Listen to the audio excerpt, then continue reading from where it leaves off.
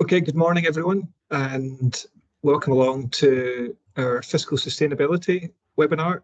I'm Graeme Roy and I'm Chair of the Scottish Fiscal Commission, and today joining me on this webinar we have David Ulf, fellow Commissioner, and then we have Caroline Kearney and Claire Murdoch from the team who are also on hand to answer any technical questions when we come to that part. The plan for today is that we'll talk you through our most recent report looking at public finance issues around climate change. That'll take around about 20-25 minutes, and then what we'll do is we'll open it up for questions and hopefully we'll get a good discussion about some of the issues that we highlight in our report. Further discussion, we'll be using Slido. So on the bottom of the slide there's a Slido number. So if you go to Slido, type in that number, then you'll see the webinar, and please go in and type your questions. And please type your questions in as we go, because then that's really useful, because then we can start to vote and decide what are the most important questions that people are keen to ask, and then we can pick them up when we come to the discussion. So that's the plan for today. Just to kick us off, who are we, just so that you know who we are. So we are the Independent Budget Authority for Scotland. Most of the work that you'll probably see us having done in the past is to support the Scottish budget process. So we publish publications and forecasts twice a year to support the government's budget, but also the medium-term financial strategy. And we've got that coming out in the 30th of May, and we'll be picking up the forecast then. So that's what we normally do, but over the last couple of years, what we've started to do in a much more significant way is start to look at issues around fiscal sustainability. Last year, we published our first report on fiscal sustainability, looking at issues around demographics and health.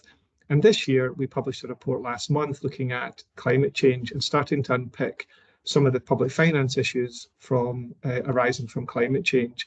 And that's quite important, because it's quite important just in terms of the context of the conversation that we'll have today. And our interests in climate change is thinking through the potential implications for Scotland's public finances from climate change. So it's very much about the public finance element of climate change rather than climate change per se. No doubt we'll get into the discussion around aspects of climate change, but the key thing that we're really interested in, and the focus of our discussion today, is around that context of the public finances and the potential implications of that. So without further ado, we'll go straight into it and run you through some of the key highlights from our report. And what we'll do is we'll talk a bit about the overall context, so how climate change links through to issues of the public finances. And we'll talk you through some of our first set of insights around adaptation and damage arising from climate change. The main focus of our report is starting to think through issues around mitigation, and we'll end with almost a sense of like what needs to happen next in the public finance debate in Scotland, both in terms of outputs from the government and greater clarity from the government in terms of their plans and objectives for climate change, but also in terms of the data needs that then mean that we can have a full assessment of what the policies and ambitions of the government will mean for the sustainability of Scotland's public finances. And then we'll have time for some questions at the end. So just to give you some context to kick us off, the most important thing I think to recognise, and it's really important to not forget this, is that, and we're quite clear about this in the report, that not taking action to combat climate change isn't just bad for the economy and the environment, but it's absolutely potentially devastating for the public finances too. In Scotland, globally, governments around the world need to tackle climate change to avoid unsustainable fiscal positions and unsustainable debt levels and deficits. And the OBR, for example, did some analysis which looked at what might happen if there was unmitigated global warming. They were projecting that debt in the UK would rise to nearly 300% of GDP, just simply from the damages and costs of combating the climate change. So clearly climate change is, and the climate emergency is fundamentally about the environment and society and the economy, but it's also got significant implications for the public finances if we don't make the adjustments and respond to the challenges that it presents. And Scotland needs to do its part in that context. So what we do as a starting point is very much begin with the assumption that government is going to tackle climate change, and it's going to adapt and respond to the challenges of climate change. And then we start to work through what the fiscal sustainability implications of doing that might be. But it's really important to be clear that when we're talking about some of the risks here, the costs and the challenges, the cost of not doing responding to climate change is much higher than that.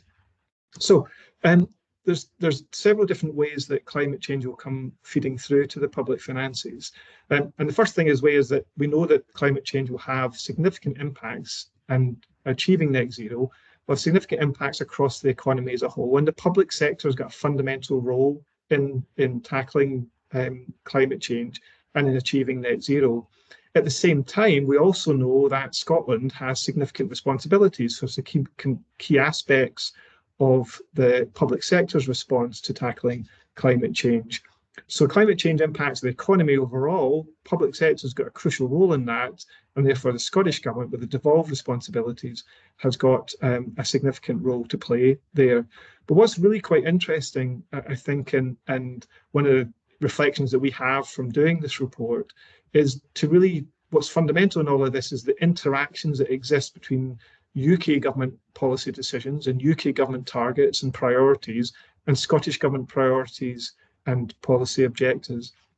In many ways, responding to the challenges of climate change and achieving net zero is quite different from many of the other policy areas that we typically think of when we think about the Scottish budget. So if you take, for example, somewhere like health, it's pretty clear that most aspects of health expenditure and responding to health are pretty much devolved here in Scotland. So you then think about, well, how much funding might flow from the UK government, but then it's really pretty much within the Scottish Government's responsibilities and gift to decide about how they might respond and achieve different objectives in the health system. And the same with education and the like. But net zero is fundamentally different, and it comes crashing in across devolved and reserved responsibilities. And what the UK government decides to do has significant impacts on the Scottish government, and what the Scottish government decides to do has significant impacts on the UK as well. And there's probably three ways that's quite useful to think of about how these areas all interact with each other.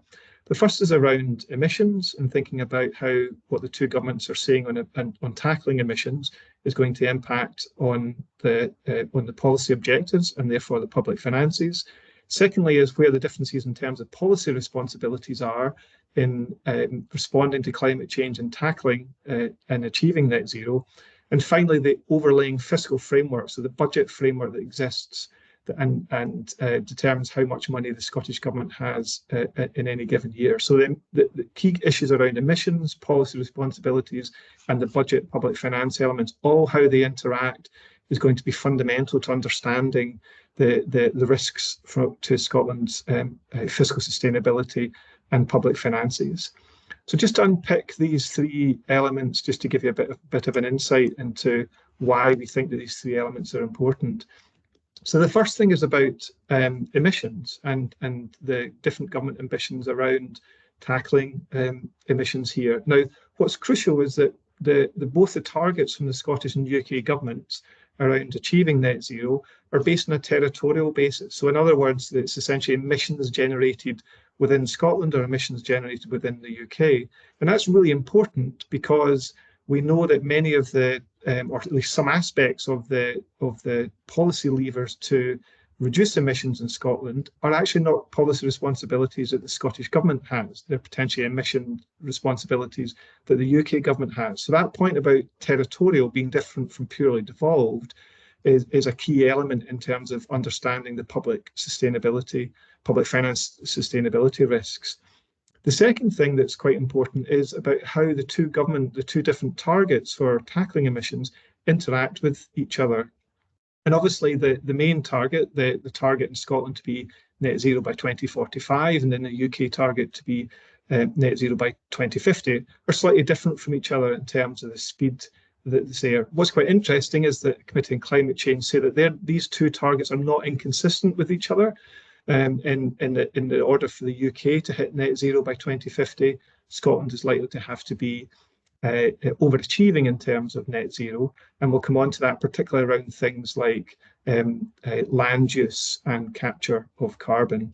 But what will come into when we discuss the findings here is that decisions that the UK government take and the targets the UK government have around emissions will impact through into Scotland.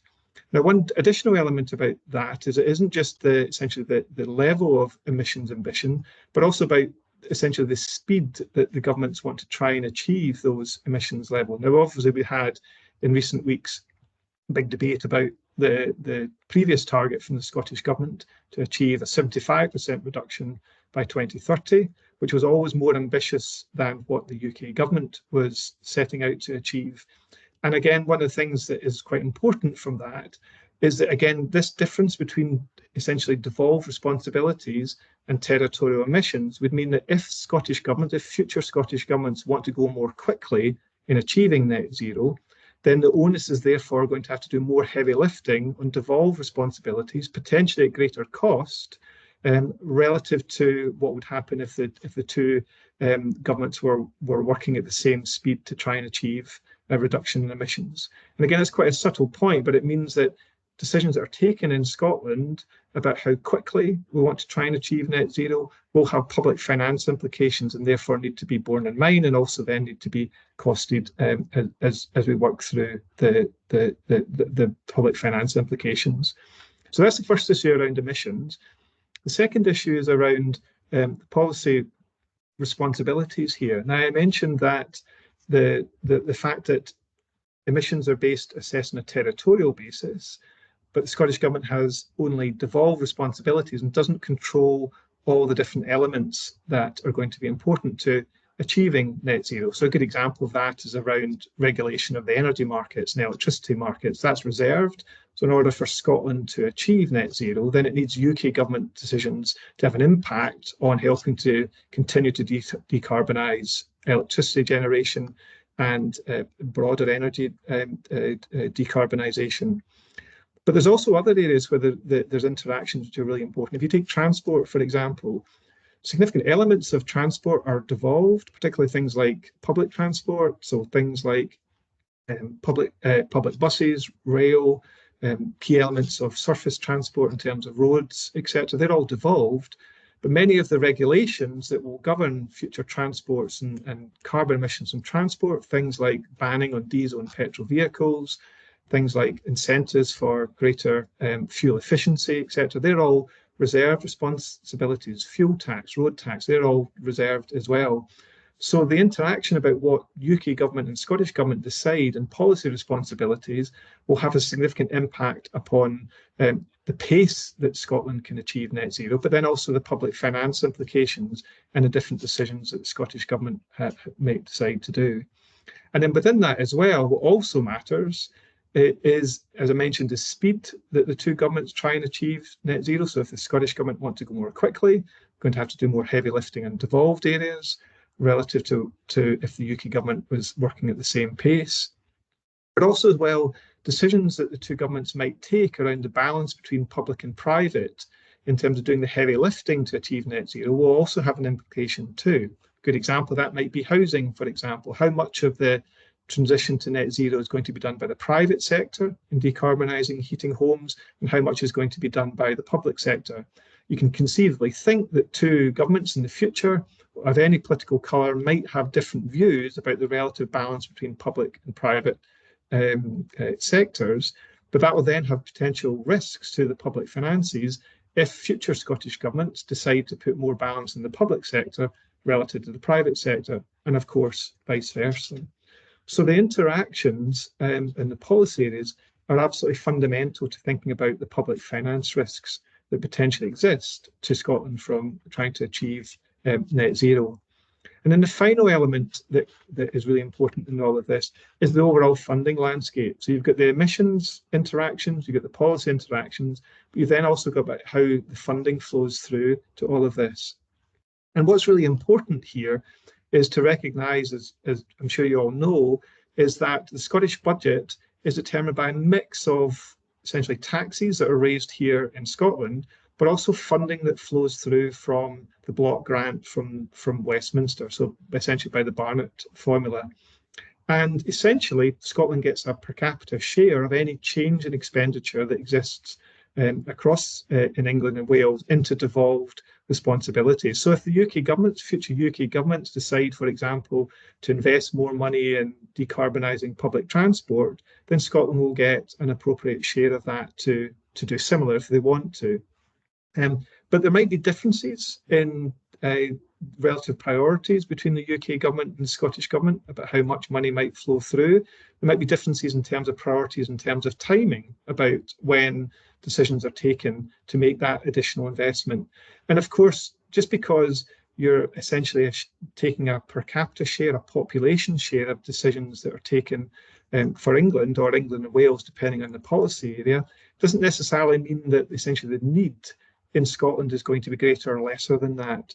And a good example of that we'll come on to is thinking about geography, and where there might be differences between a population share and essentially need that might be coming through differences in terms of geographical need. And we'll unpick all of that in some of our examples that we'll show you.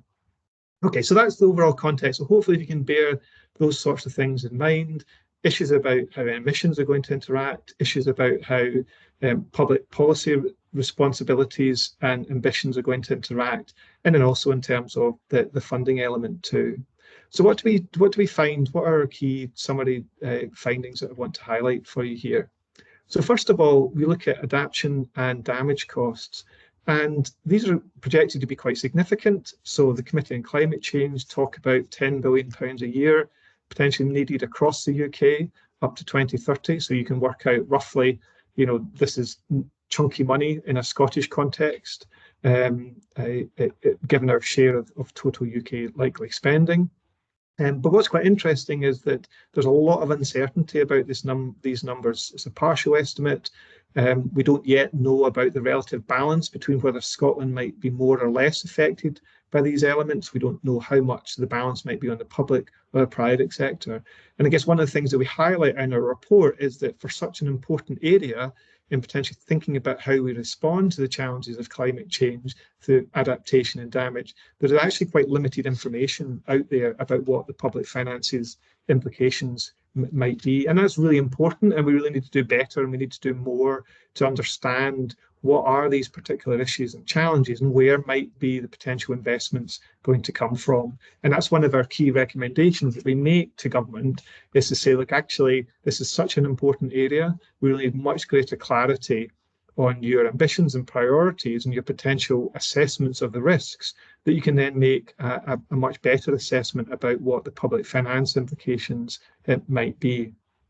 So that's adaptation and damages, and we'll maybe come on to that into the discussion. The one where there is more information, and the one that we focus on in the report, is thinking about mitigation. So how do we achieve net zero? What's the level of ambition and investment that is needed in order to make sure that Scotland does its bit and achieves net zero on the targets that the government has set out?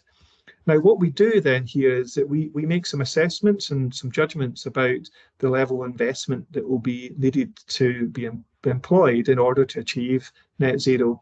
Now, one thing, just to be really clear, is what we do in the report is provide some really high level, really transparent, illustrative projections about that level of spend and where that spend kicks in. We'll maybe come into some of the questions about maybe some of the specific assumptions that we use, but the key point is that you can play around with some of the assumptions at the margin, but they don't change the overall message.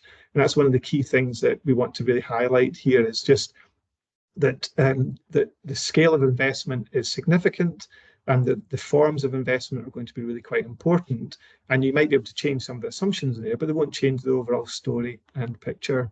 So what we do in transparency, we take the Committee on Climate Change Sixth Carbon Budget, which sets out the overall investment that is likely to be needed across the economy in order to achieve net zero, and what that will be needed in Scotland.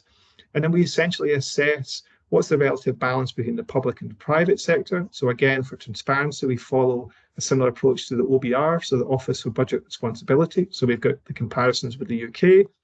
And then what we do is make a judgment call about whether or not these public investment areas are more likely to be involved in devolved areas or more likely to be in reserved areas. So a good example would be on housing. It's likely to be pretty much largely a devolved responsibility. Things like energy regulation, that's more likely to be a reserved area. So we make some assumptions about what's the relative balance between devolved and reserved areas. So really just to give you a kind of an idea about the methodology, we take the overall investment needed in Scotland, work out the balance between the public and private sector, and then look at what's the difference between devolved and reserved in there. Now, clearly, again, you can play around with different assumptions in there, but as I said, they won't really change the overall narrative, or at least the overall conclusions that we're trying to stress that are really important for government and the broader public sector to think about. So what we do is, as I said, we draw on the UK Committee for Climate Change projections. We take the balance pathway. So this is the balance pathway illustrated here. So we take that pathway and essentially we push it forward and we look at what the level of investment we needed to move on the balance pathway. So in other words, what's the additional investment needed across Scotland to achieve the balance pathway? Of course, again, there are different assumptions you could use here. You could be more pessimistic and think there might be some headwinds. You could be more optimistic and think there might be some tailwinds. And obviously, one of the things, as I mentioned, in recent weeks, there's been quite a debate about the 2030 target. Consistent with the Committee for Climate Change, by us moving onto the balance pathway and using that as our central assumption, we didn't have the government achieving the 2030 target, and we essentially assumed that they were achieving the 2045 target, but we didn't have them achieving the 2030 target. Of course, the key point from that is that the government could decide to go quicker, or could attempt to try and go quicker than what the balance pathway would be, including trying to get more significant reduction in emissions more quickly. But as I mentioned, because of the split between devolved and reserved areas, and because emissions are measured on a territorial basis, that would require even more investment than what we're going to highlight here in order to achieve that additional reduction in emissions. So that's what we do. So we take the Scottish global economy investment needed to achieve net zero. We work out the public and private split, and we make some assumptions about devolved and reserved areas, and that lets us work through the potential additional investment that is needed here in terms of achieving net zero. And this is what we do. I've grouped the additional investment into 5-year categories just to show you the types of investment that are needed to take place. And again, without going into the technical details, but the differences here are accounted for in terms of the scale of additional investment that are needed at different points as we move towards net zero. So in other words, you do the heavy lifting, the easy wins early on, and the more difficult stuff comes further down the line. And what we've done, we've grouped it here into different elements here. So buildings, so investment is needed by the public sector in decarbonising heating and within public buildings, so schools, hospitals, public housing and the like. And land use, or LULUCF, so land use and carbon capture in terms of the peatlands and the like. That's essentially additional investment that government will need to make in order to help reuse land use, so reform land use, but then also to get it to actually making a positive contribution to net zero by soaking up carbon in here. And you see that actually becomes quite a significant element as you move through the time period here.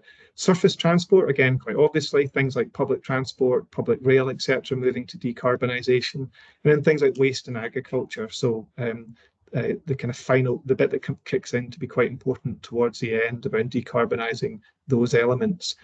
As I said, you can play around with the assumptions here, but the overall message, I think, is really quite clear, which is that government is going to have to make a significant additional investment beyond investment that is taking place just now in order to achieve net zero. Now, some of that could be reprioritising existing investments to make them achieve net zero. Some of it might be additional new investment needs to take place. And to give you an idea of the scale here, so on average, that works out around about 1.1 billion of additional investment over the next 30 years. 1.1 billion is about 18% of the current capital budget, so it's not an insignificant amount. that is needed in order to achieve net zero, additional investment that's needed to achieve net zero over the time period. And I guess that's one of the key recommendations, one of the key conclusions that we make, is that when you start to sit down and think about the level of public investment that's going to be needed in order to achieve net zero, these are chunky numbers, and they are significant investment is going to be required. Now, one of the things that's quite interesting, as we spoke about, is how all this interacts with the public finance element, and where's the relative balance between Scotland and the rest of the UK, and are there more risks in Scotland or less risks relative to the rest of the UK? And in some areas we don't know. So in some areas, things like adaptation and damages, we don't know yet whether or not Scotland is going to be more or less impacted by climate change, and then therefore will the burden fall on the Scottish Government, and that's one area we need more information. But on things like mitigation, you can start to unpick areas where Scotland might be more exposed in terms of how it interacts with the funding mechanism and what the potential implications might be. So what we do in our report is we take our overall level of investment that we think is going to be needed in the public sector, both in Scotland and the rest of the UK, and we work out actually on a per capita basis, is the level of investment in Scotland likely to be higher or lower than the per capita equivalent in the rest of the UK.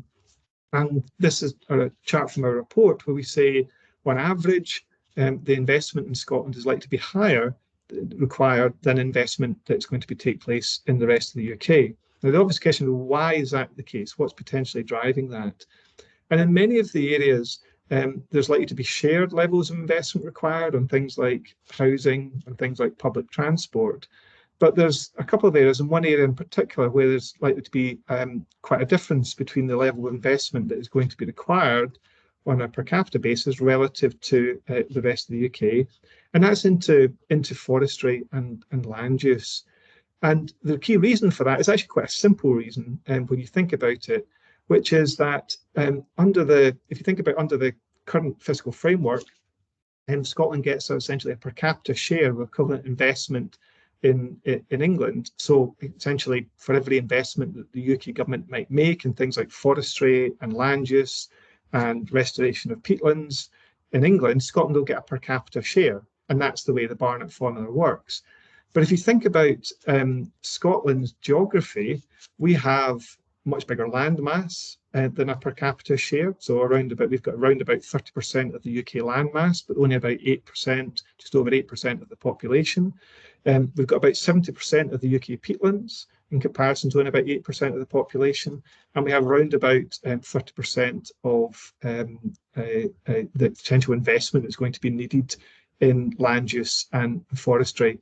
So that's a fiscal risk. Now, we can play around with the assumptions here. You can play around about differences in terms of tree plantation and all those sorts of things, but the key difference is that the level of heavy lifting likely to be required in Scotland is going to be bigger than the potential that a per capita share. And that's really important because we know that the UK needs Scotland to overachieve in areas such as forestry and land use in order for the UK to achieve net zero. And similarly, Scotland needs to invest in these areas in order for it to achieve net zero in the most cost-efficient way. And it's a really good example of an area where this interaction between the Scottish and UK governments and the UK and Scottish targets really come to the fore here. The UK needs Scotland to overachieve in forestry and land use in order for it to achieve net zero. And that requires greater investment in Scotland relative to what would be equivalent in the rest of the UK. But that means that the Scottish Government is going to have to do more heavy lifting in its budget relative to the rest of the UK, but the funding for this element is largely going to be based on a per capita basis, and that's a fiscal risk here. So a really good example of an area where these interactions between UK and Scottish governments in terms of policy responsibilities overlap in terms of what this might mean for risks to the public finances.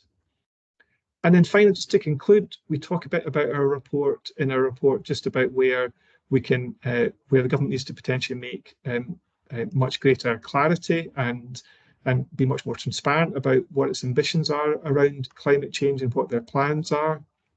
A lot more information needed about not just targets on meeting climate change, but actually what are the spending priorities that are going to take place in order to achieve that. And hopefully we'll see more of that in the upcoming climate change plan and also the Scottish National Adaptation Plan. But crucially, we also recommend that there is much greater clarity within the budget documents the government produce about the levels of investment they're making in order to achieve net zero. At the moment, there's lots of high-level information about whether something is positive or neutral for net zero, but very little information about this is additional money we are spending that is then going to help us achieve net zero, or is then going to help us potentially respond to the challenges of climate change and adapt to a warmer climate, or respond to greater, higher risks that are going to come from a warmer climate. And hopefully we'll get that information over the next few months. So just to conclude before opening it up to questions and discussions, what are the key takeaway messages that we want to try and get from this report? So first of all, unmitigated climate change would be disastrous for the public finances, and Scotland, like every other government in the world, needs to do its bit in order to achieve net zero and to avoid the worst effects of global climate catastrophe feeding through to the economy, society, and the public finances. But achieving net zero and responding to the challenges of climate change won't be costly, and we're going to have to prioritise the investment in here, and that's going to have implications elsewhere in the budget. And we highlight three key areas that's going to come through. Firstly, achieving net zero is going to require additional investment, but additional investment is also going to be needed to the inevitable global warming we're going to see, both in terms of adapting to that, but also responding to the damages. And if you just take one of these elements in terms of mitigation, these are chunky numbers that the government are going to have to invest in here. We're going to have to invest in decarbonising public buildings, invest in land use and forestry and restoration of peatland. We're going to have to invest in public transport. So there's a lot of additional investment is going to be needed over the next 30 years in order to do this. We need government essentially to plan all of that out and be really transparent about that. And there are risks in this for Scotland. Obviously, a risk about not doing something means that there's going to be potential costs or greater costs further down the line. But there are also risks about where the potential implications of achieving and investing in tackling climate change and net zero might not be consistent with the funding flows that are going to flow into Scotland. And we give the example of land use being a good example of that, where simply Scotland's geography is different from the population levels in the UK, and that's potentially going to build in a bit of risk. And the final thing in all of this is that this is our first report into this. So it's our first chance to raise these issues with government and to highlight some of the key challenges. But there are uncertainties in all of this. But the scale of investment needed really means that we need a really kind of honest and open conversation about the scale of investment, the prioritisation of these investments, in order for the government to essentially plan out and be transparent about where these additional investments are going to come from, what are the potential opportunity costs of that, and where essentially the revenue is going to be raised from. So hopefully that gives you a broad overview about the report. What we'll do now is we'll move into the questions and answers section. And what I'll do is I'll just stop sharing my slides so I can bring in my colleague David Ulf and Caroline and Claire, and we'll go to the Slido questions and we'll try to get through as many questions as we can in the next 25 minutes or so.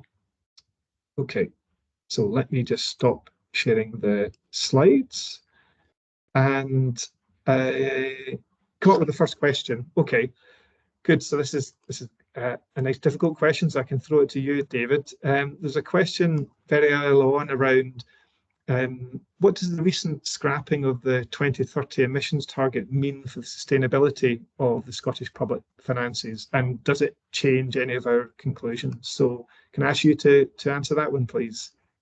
Sure. Well, the short answer is that it doesn't change any of our conclusions, because our conclusions are based on working out the impact of the Scottish public finances of following what the Committee on Climate Change called the balanced pathway. And as Graeme showed you in his slide, along that balanced pathway, Scotland does not meet the target of reducing emissions by by 75% by 2030. Instead, on the balanced pathway, it meets that target by 2035. So on the balanced pathway, it doesn't meet the 2030 emissions target. So all our conclusions about the level of investment on that pathway remain unaffected. Let me just elaborate a little bit on that. Along that balanced pathway, on average, Scotland is spending 1.1 billion a year extra to reduce emissions. That breaks down into 6 billion between 2020 and 2030, which is about 600 million a year. Another 6 billion between 2030 and 2035, which is 1.2 billion a year on average. And then another 23 billion between 2035 and 2050, which is about 1.8 billion a year on average. So as Graeme said in his slides, as you start to try to reduce emissions, it becomes increasingly more difficult to do so, despite the fact that there will be technical progress taking place, which will bring new ways of trying to reduce emissions, which will make it somewhat cheaper in the future.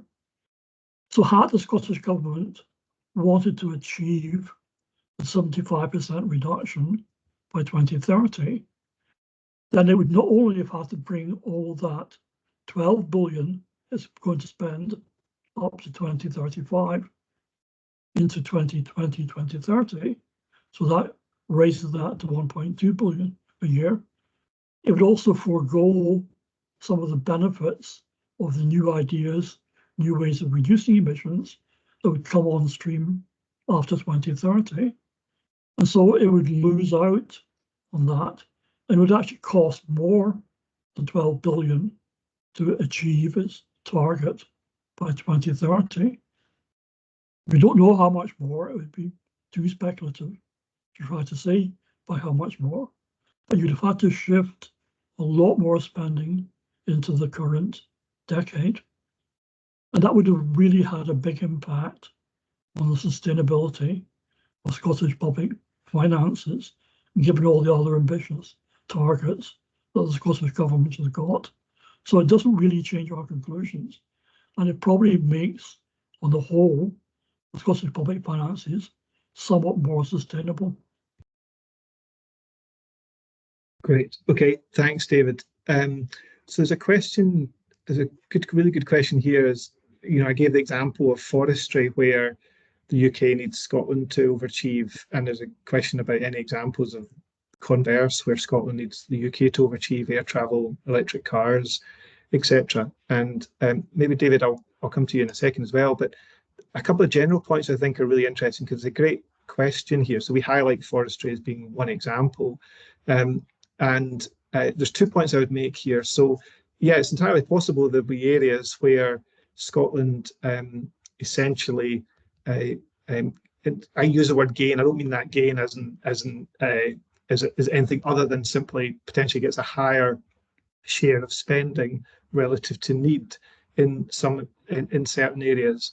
And you can think of potential examples of that. So a scenario where, for example, there was greater damage, for example, on a regular basis in different parts of the UK, so London and the southeast, greater storms, greater floodings, etc., then under the current fiscal framework, Scotland would get a per capita share of these. So that might be higher than the potential need that you would have here.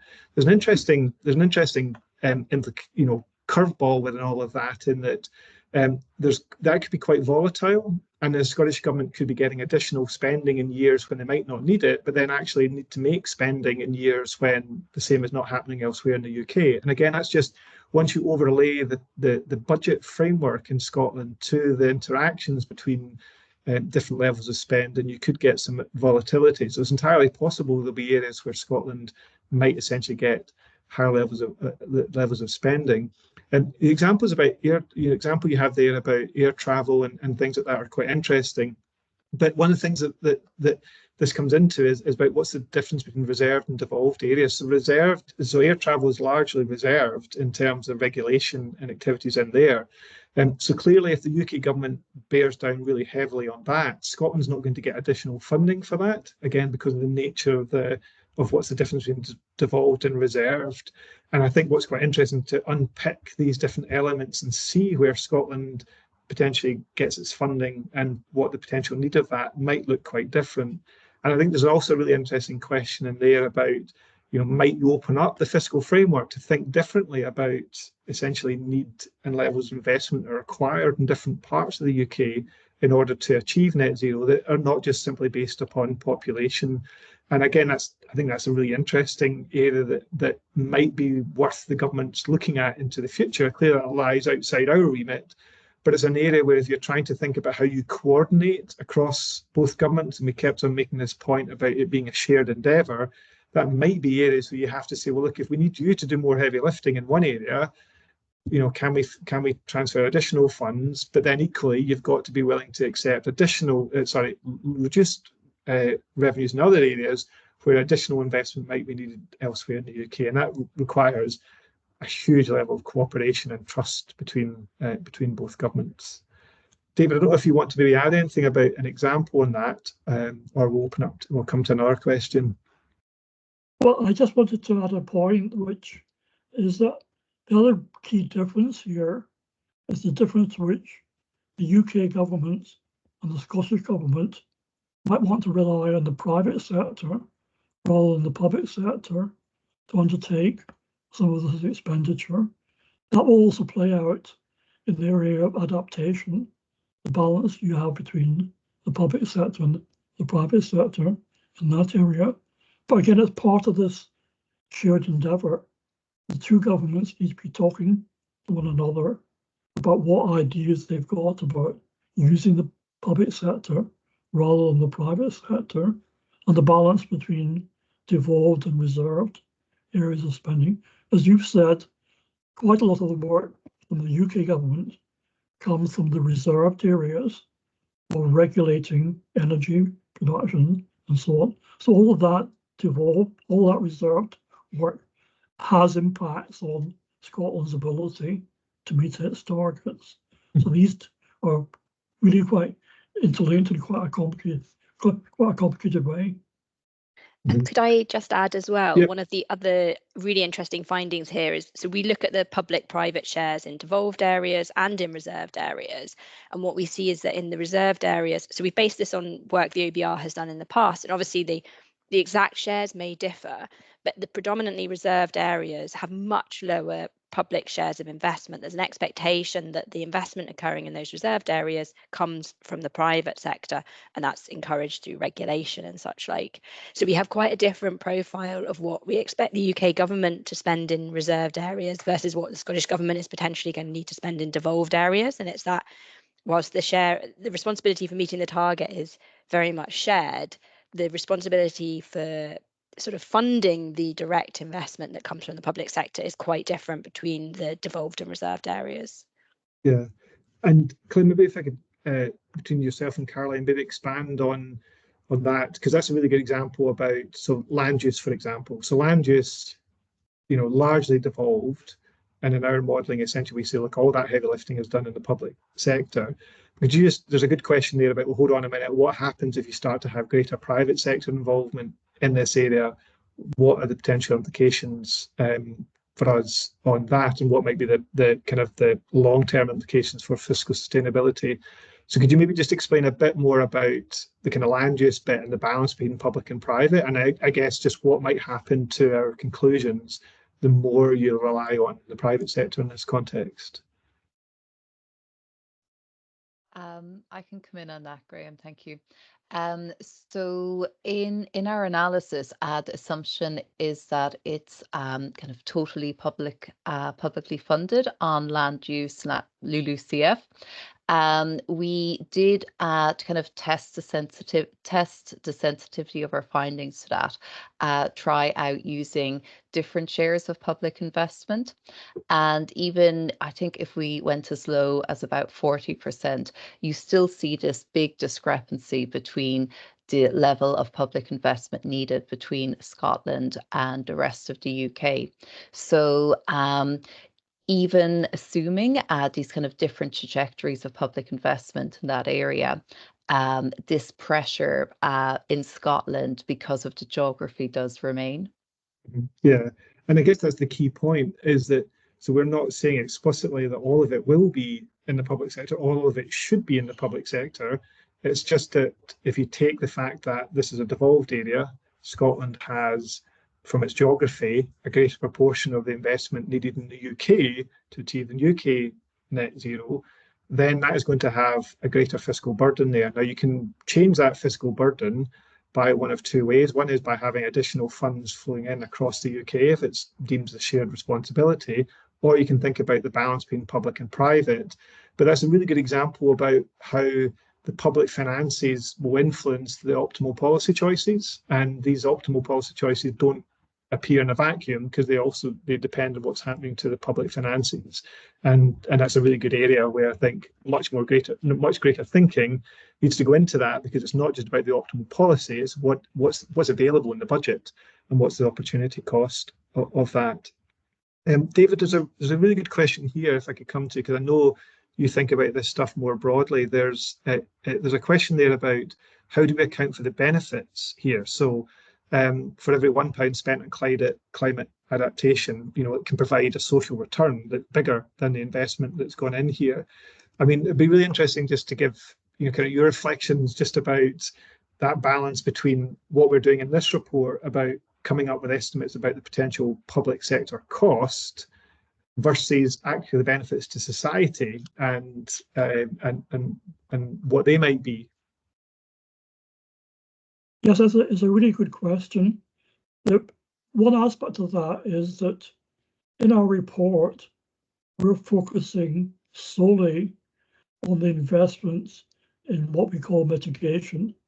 That's the efforts to reduce emissions down to net zero by 2050 or 2045 in Scotland's case. But there will still be significant costs falling on society, shared between the government and the private sector, of adaptation, which is investment to try to prevent some of the damages that the increase in temperatures generated by emissions will generate. And then there's the cost of the damages themselves. So we've looked at the cost of doing the mitigation, but some of the benefits of doing that mitigation is that they will reduce some of those future costs of adaptation and damages that the government will have to encounter in the future. And we haven't done that calculation in our report. We haven't looked at adaptation plans because we don't have any seriously worked out adaptation plans from either the Scottish or UK government. We certainly don't know much about the damage costs that are likely to fall in the future. But the important point is that spending some of this money now, although it looks like a significant chunky sum of money, may reduce some of the levels of spending that you have to incur on both adaptation and on damages in the future. And that's one of the major reasons for trying to do this. But we don't calculate those savings in the future. We don't have enough data to do that. Yeah, and there's a broader point as well, David, I think is really important here, is that as we make clear in the report, doing, what's the counterfactual here? Doing nothing is not an appropriate counterfactual. So it's like the costs of not investing now mean that the costs further down the line are going to be that bigger. So it's not comparing, well, actually, if we don't do this stuff, we're going to make all these savings. That's certainly not what we're saying. We're saying, look, actually, the cost of doing nothing is much bigger. However, the flip side of that is it's still a cost. It's still additional investment is needed by government to make this. And that has an opportunity cost, either in terms of finding ways to raise revenues, or it's a way of essentially prioritising other areas in the budget. And that's just a tricky issue. That's just a difficulty that government face in terms of responding to these challenges. There's a couple of things the OBR have done, which we talk about in our report as well, that are relevant here. So one of them is also if you have a late or disorderly transition to net zero, that can be a lot more costly than having an orderly transition. So planning that investment, so when assets reach the end of their natural life, you rebuild them and plan for that in terms of a net zero outlook, rather than continuing using existing technologies and then having to transition later to net zero. So that's one element of it. And there's also things around the OBR have looked at in their recent reports around if you transition to net zero and are using renewable energy sources, that actually can be less exposed to energy price shocks, which we've seen in recent years as well. So that sort of there are benefits to the mitigation investment that are not reflected in the analysis, but we do talk about in the report. Yeah, great. That's great. So there's quite a lot of questions. I'm going to try and group some of them together to come through and answer some of them relatively quickly, just so that we can get through as many as I can. So there's a question there about how do the fiscal challenges of climate change rank alongside other challenges such as demographics, health costs, social security. I guess the key point from our paper is saying, look, they're significant, and one of the things that we're really keen to encourage is to say, look, actually, there are a lot of big chunky structural changes that are coming to Scotland's economy and public finances over the next 10 to 15, 20 years. And actually, we need to think about these just as much, even not more so, than we think about the day-to-day budget decisions and what the budget will be next year. Because things like ageing population will have an increased health cost. It means that more money will have to go into healthcare and squeeze other budgets. Similarly, more money will have to go into respond and tackle climate change, which will potentially squeeze other budgets as well. So all of that stuff is really important. We really need to think about these long-term changes now and what we can do to make the investments in order to essentially make savings further down the line. Because if not, it's going to be more expensive further as we go down the line. And I gave the example about 1 billion additional investment climate change being around about the amount of money that is around about 18% of the capital budget. That's also equivalent to essentially roughly the additional uplift in social security spending in Scotland relative to the money that's flowing through. So these are chunky numbers. These are big potential investments that are going to be needed in here. And that's there's a question there about adapting the government estate so it meets net zero costs hundreds of millions of pounds. Yes, that's true. And again, that's the sort of investment that government is going to have to make in here. And again, it's, well, how do you make that investment? What other areas are you going to prioritise? What planned investments that you might want to change in order to make them net zero compatible or make them more adaptive to that? So within the additional investment you're planning anyway, what can you do to help adapt all of that? So that's potentially some really important factors that exist too. There's a question there about just going through quickly. Yeah, there's a couple of questions there we had there about, which I've answered, about the block grant. Could it be amended to potentially look at pro rata land area? Are there lessons from COVID? These require different policy funding elements.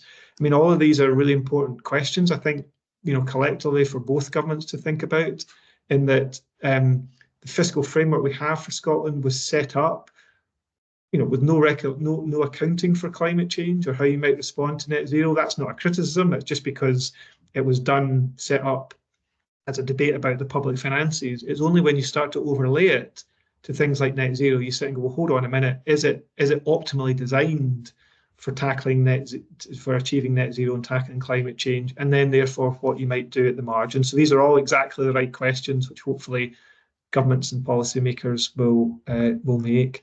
There's a question, David, there about where additional revenues might come from. So the UK ETS potentially being a revenue source across the UK, and how might that potentially open up opportunity to help fund some of this investment. I don't know whether you want to make a general comment about that, and also, I guess, revenue raising opportunities both at a UK level and a Scottish level to fund this investment. Well, there's a general point to make here about you not want to think just about the revenue raising aspects of the trading scheme. It's also an incentive and behavioural issue. So what you're trying to do is you're trying to raise the price of carbon so that people who are burning carbon face some of the social costs of doing that. The European Trading Scheme is one way of doing that. Carbon taxes are another way of doing that.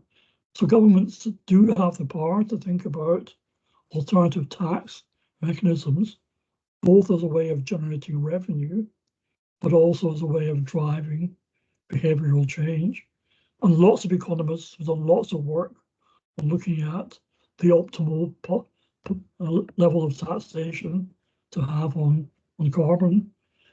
One problem, though, that we've seen with the recent cost of living crisis is when you drive up the price of fuel and energy, that really hits poor people very badly. So you have to think about clever policies that both achieve the aims of altering behaviour and raising revenue, but also protect the poor and some of the implications of that.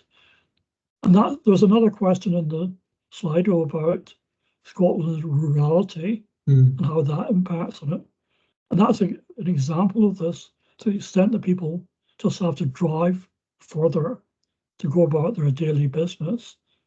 Any carbon tax or any such policy used to change behaviour has big impacts on those people, and might be a reason why the Scottish Government would find it harder to want to use those types of behavioural change instruments than other governments. Yeah, and David, an additional point about rurality is a question there as well about, might the need differ across different parts of the country? So again, there's not just potential issues for us to think about at a national level, but actually what's the funding mechanisms to support local investment in decarbonising homes, in heating, in road transport, public transport? Again, that won't look equal across Scotland, and there might need to be greater investment or greater public involvement, public sector investment in areas of the country that have more rurality there. There's a question about political changes, e.g. this morning's announcements. Thankfully, we're preparing for the webinar, so we don't, apart from seeing the headline, we don't really know too much about that. The general comment I would make about that, though, is the very first point about the decisions that politicians take about the pace of going to achieve net zero will have public finance implications. So clearly, if you want to go more quickly, then that requires greater investment, potentially more costly investment, because of technical issues about whether technology is you're doing it the most efficiently, but you potentially make savings further down the line. So again, that is a trade-off here in all of that. And I guess we, like everyone else, wait to see over the next few months what the government's response will be to not meeting the 2030 target and replacing that, and what the new target will be, and then we can essentially assess the fiscal implications of that. And then I guess there's one final question. There's some really good questions here about potential public-private sector split, and there are more risks in Scotland relative to the rest of the UK and all of that. And I guess these are all exactly the right questions which people are asking. And that's really where essentially what we are saying to the government in all of this is that greater clarity about what is their political view on the relative balance between public and private split, what's the timescales for those investments, and what are the optimal policy choices. These are exactly the things where hopefully the analysis we've done is kind of aired these issues and said, look, actually we don't know, because we don't know what the government's policies are, and hopefully over the next few months we'll get that greater clarity.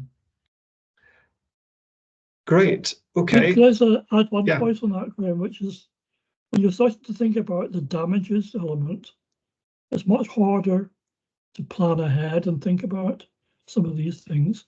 So some of the damages occur because of enormous storms and flooding that come in the UK.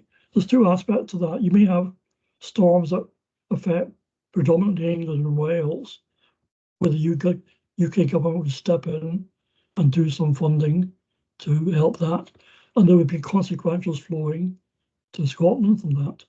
But if Scotland suffers an enormous storm, it has to meet the costs entirely out of its budget. There would be no bonnet consequentials for that. So this is a bit more like COVID, the two governments would have to work out how some of these big uncertainties hitting the two countries differently, or the two parts of the country differently, would have to get resolved there. But you can't plan ahead for that. And the government would have to make decisions about if there's extensive flooding, to what extent does it go in and support people whose houses have been destroyed or whose businesses have been destroyed by flooding. It could just say, well, you take out the insurance, you bear it all yourself. But it could say, well, we will step in and bear some of these costs. But until it happens, it's quite hard for governments to plan ahead and decide in advance how they're going to do that. Okay, great. Thanks, David. Okay, so that's 11 o'clock. So sadly, we've run out of time. Hopefully got through most of the questions and tried to answer broadly the ones that we didn't get around to. Firstly, just to say, we'll be back on the 30th of May publishing a report alongside the government's medium-term financial strategy. The next work on our fiscal sustainability is going to start to move into health and health inequalities and risks around that. We'll be publishing that next year. Before we go, can I just thank the Fiscal Commission team for the expert support we've had for this report and for setting up the webinar today. And can I thank everyone for joining us and taking part in this webinar. The huge interest in this work is really encouraging for us, and we hope that we'll be able to do more in the months to come to help improve the broader public debate about fiscal sustainability and climate change and the action we need to take. So I look forward to seeing everyone soon. Thanks so much for joining us, and bye for now.